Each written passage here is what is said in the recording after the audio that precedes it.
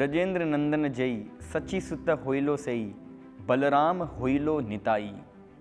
श्री बलराम जी नित्यानंद प्रभु चैतन्य लीला में किस प्रकार अपनी लीलाओं के माध्यम से हरि भक्ति हरि नाम संकीर्तन का प्रचार प्रसार करके नित्यानंद प्रभु के इस भक्ति आंदोलन में बहुत बड़ा योगदान देते हैं। आइए नित्यानंद प्रभु के जीवन काल को संक्षिप्त में सुनने का प्रयास करते हैं। 1474 ईस्वी में नित्यानंद प्रभु ने एक चक्र ग्राम में अवतार लिया।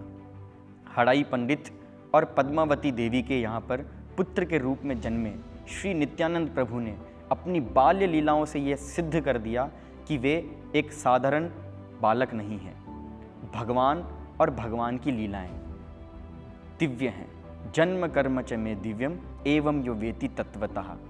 भगवान नित्यानंद प्रभु अपने 12 वर्ष बाल्यकाल के 12 वर्ष एक चक्र ग्राम में बिताए और उन्होंने जन जन को ये बताया कि भगवान श्री कृष्ण की लीलाएं कितनी मनोहारी हैं और उन लीलाओं को अभिनय करके नाटक करके प्ले करके उन्होंने सभी एक चक्र ग्राम वासियों को भगवान की दिव्य लीलाओं में डुबो दिया। 12 वर्ष के पश्चात हड़ाई पंडित और पद्मावती देवी के घर में मानो एक अकाल सा पड़ गया। एक बहुत ही महान भक्त ब्रह्म गौड़ीय वैष्णव संप्रदाय में जो आते हैं श्री लक्ष्मीपति तीर्थ सन्यासी जब उनके घर पर पहुंचते हैं, सन्यासी की माता पिता ने बहुत अच्छी सेवा करी। नित्यानंद प्रभु जब उन सन्यासी को देखते हैं, सन्यासी से इतने आकर्षित हो जाते हैं, सन्यासी की इतनी सेवा करते हैं कि इस सन्यासी ने लक्ष्मीपति तीर्थ ने हड़ाई ओझा और पद्मावती देवी से बदले में सेवा के भाव में नित्यानंद प्रभु को मांग लिया। सन्यासी का इतना सम्मान घर में वो करते थे कि उन्होंने अपने दिल पर पत्थर रखकर नित्यानंद प्रभु जो कि उनके दिल के टुकड़े थे उन्हें सन्यासी के साथ सौंप दिया। अपने पुत्र के वियोग में हड़ाई पंडित और पद्मावती देवी बहुत ही जल्द इस संसार से चले जाते हैं। लक्ष्मीपति तीर्थ के साथ चैतन्य महाप्रभु पूरे भारतवर्ष में जितने भी तीर्थ स्थल हैं उनको वो विजिट करते हैं। सभी तीर्थ स्थलों में जाने के पश्चात अंत में वृंदावन धाम में नित्यानंद प्रभु काफ़ी समय बिताते हैं। भगवान श्री कृष्ण और राधा रानी की विशेष स्थली श्रृंगार वट पर नित्यानंद प्रभु विश्राम करते हैं, जहाँ पर आज भी नित्यानंद प्रभु का एक बहुत ही सुंदर मंदिर है। वृंदावन धाम में काफ़ी समय नित्यानंद प्रभु ने बिताया। उसके पश्चात नित्यानंद प्रभु को जब यह ज्ञात हुआ कि स्वयं चैतन्य महाप्रभु जो कि कलयुग के महावदन्य अवतार हैं, उन्होंने अवतार ले लिया है नवद्वीप मायापुर में, तो नित्यानंद प्रभु वृंदावन धाम छोड़कर पहुंच जाते हैं नवद्वीप। और नवद्वीप में उन्होंने चैतन्य महाप्रभु के इस संकीर्तन आंदोलन में बड़े उत्साह के साथ भाग लिया। चैतन्य महाप्रभु ने नित्यानंद प्रभु को और अद्वैत आचार्य को और हरिदास ठाकुर को इस हरिनाम संकीर्तन के प्रचार प्रसार में लगाया। जब तक चैतन्य महाप्रभु नवद्वीप में थे, जब तक चैतन्य महाप्रभु ने संन्यास नहीं लिया था, चैतन्य महाप्रभु प्रतिदिन संकीर्तन प्रचार की जो रिपोर्ट है, संकीर्तन प्रचार का जो मैसेज है, जो भक्त लोग प्रतिदिन सुबह जाते हैं और प्रचार प्रसार करके शाम को लौट कर आते हैं, श्रीवास आंगन में चैतन्य महाप्रभु ये पूरी लीलाएं सुना करते थे।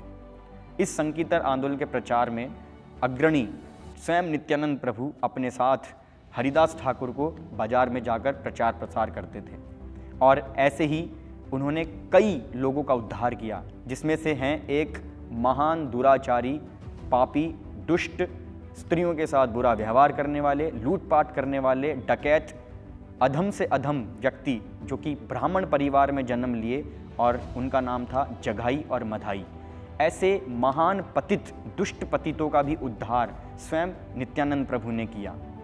ये लीला बहुत ही मनोहारी है, जिसमें नित्यानंद प्रभु ने जब पाया बाजार के अंदर एक बहुत भयंकर भीड़ लग रही है, लोग कौतूहल चीख चिल्ला रहे हैं, क्योंकि वहाँ पर उन्होंने पाया कि वहाँ पर जघाई और मधाई दुष्ट पापी लोगों के साथ अत्याचार कर रहे हैं। नित्यानंद प्रभु ने केवल यह निश्चय किया कि अगर चैतन्य महाप्रभु की कृपा सभी को मिलनी चाहिए तो फिर क्यों ना सबसे पहले इन महान पापियों को मिले पहले। जब ये पापी अगर भगवान के भक्त बन जाएंगे तो हर एक व्यक्ति को विशेष भक्ति में आगे बढ़ने का एक प्रोत्साहन मिलेगा।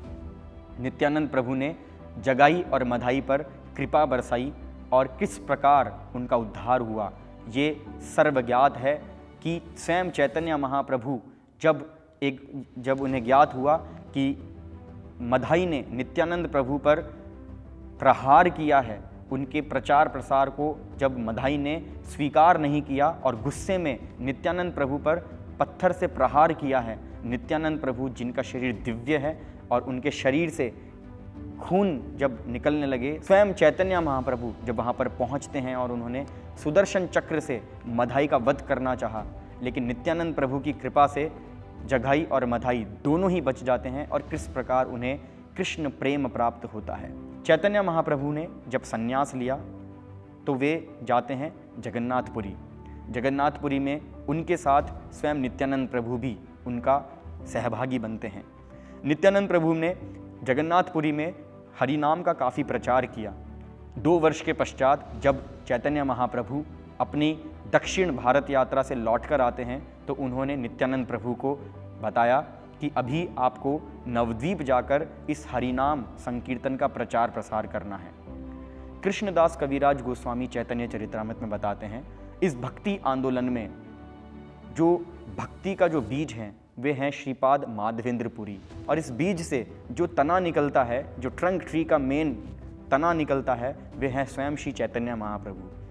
और इस तने की जो 2 मेन शाखाएं, मुख्य शाखाएं हैं, वे हैं एक अद्वैताचार्य और दूसरे नित्यानंद प्रभु। नित्यानंद प्रभु ने नवद्वीप में हरि नाम का इतना प्रचार प्रसार किया कि आज लाखों भक्त नवद्वीप जाकर नवद्वीप परिक्रमा करते हैं और नवद्वीप में, बंगाल में जगह जगह भगवान की दिव्य लीलाओं का श्रवण कर कर लाभ प्राप्त करते हैं। नवद्वीप की सबसे पहली परिक्रमा स्वयं नित्यानंद प्रभु ने अपने शिष्य जीव गोस्वामी के साथ करी। जीव गोस्वामी जो कि षड गोस्वामी में से एक महान शिष्य हैं चैतन्य महाप्रभु के, नित्यानंद प्रभु ने पूरी नवद्वीप परिक्रमा जीव गोस्वामी के साथ की। बंगाल में प्रचार प्रसार करने के पश्चात नित्यानंद प्रभु के अंतिम समय बहुत ही मनोहारी है। एक बार नित्यानंद प्रभु ने निश्चय किया वृंदावन जाने का। वृंदावन के रास्ते जब वो जा रहे थे तो रास्ते में उन्हें एक बहुत ही सुंदर भगवान श्री कृष्ण की विग्रह प्राप्त हुई, और यह विग्रह नित्यानंद प्रभु को एक मिट्टी के ढेर में मिली। जब मिट्टी के ढेर से उन विग्रह को हटाया गया तो नित्यानंद प्रभु ने पाया ये जो विग्रह भगवान श्री कृष्ण के थे ये इतने मनोहारी थे, इनका नाम उन्होंने दिया बंकिम राय। उनकी उपस्थिति से नित्यानंद प्रभु इतने प्रफुल्लित, इतने उत्साहित हो गए कि उन्हें साक्षात वृंदावन के दर्शन होने लगे और उन्हें लगा कि मैं वृंदावन में ही आ गया हूँ और मैं मेरे बंकिम राय के लिए, मेरे बाल गोपाल के लिए एक बहुत ही भव्य मंदिर बनाऊंगा। यह निश्चय कर कर उन्होंने बंकिम राय को एक नीम के वृक्ष के खोल में छुपा के रख दिया और निश्चय किया कि मैं वृंदावन से जब वापस लौट कर आऊँगा, मेरे बंकिम राय के लिए मैं एक महान दिव्य मंदिर का निर्माण करूँगा। नित्यानंद प्रभु जब वृंदावन से वापस लौटकर आते हैं तो उन्होंने जो मार्ग अपनाया वह मार्ग दूसरा था। दूसरे मार्ग से जब वो लौटकर आते हैं तो बंकिम राय उस रास्ते में नहीं आते हैं। बंकिम राय नित्यानंद प्रभु को संदेश देते हैं उनके स्वप्न में कि आपने एक प्रण लिया था कि आपको मेरे लिए एक मंदिर बनवाना है। नित्यानंद प्रभु ने प्रत्युत्तर में बंकिम राय को कहा कि मैं दूसरे रास्ते से आया हूँ, मैं दूसरे मार्ग से आया हूँ, आप क्या कृपा करके स्वयं आ सकते हैं। भगवान बंकिम राय स्वयं नित्यानंद प्रभु के लिए यमुना के मार्ग से होते हुए पहुँच जाते हैं जहाँ पर स्वयं नित्यानंद प्रभु एक चक्रग्राम में निवास करते हैं। नित्यानंद प्रभु ने जब बंकिम राय को प्राप्त किया, उन्होंने एक भव्य मंदिर का निर्माण किया और नित्यानंद प्रभु बहुत ही संकीर्तन करते हुए भगवान का सेवा करते थे और वृंदावन धाम की अनुभूति वो मैं अनुभव किया करते थे। श्री चैतन्य महाप्रभु जिस प्रकार अपनी अंतिम लीलाएं समाप्त करते हैं जगन्नाथपुरी में स्थित टोटा गोपीनाथ मंदिर में, जैसे चैतन्य महाप्रभु उस विग्रह में समा जाते हैं। ठीक उसी प्रकार नित्यानंद प्रभु अपनी अंतिम भौतिक इस जगत की लीलाओं को समाप्त करते हैं। बंकिम राय जो हैं विग्रह, उनमें जाकर वे समा जाते हैं।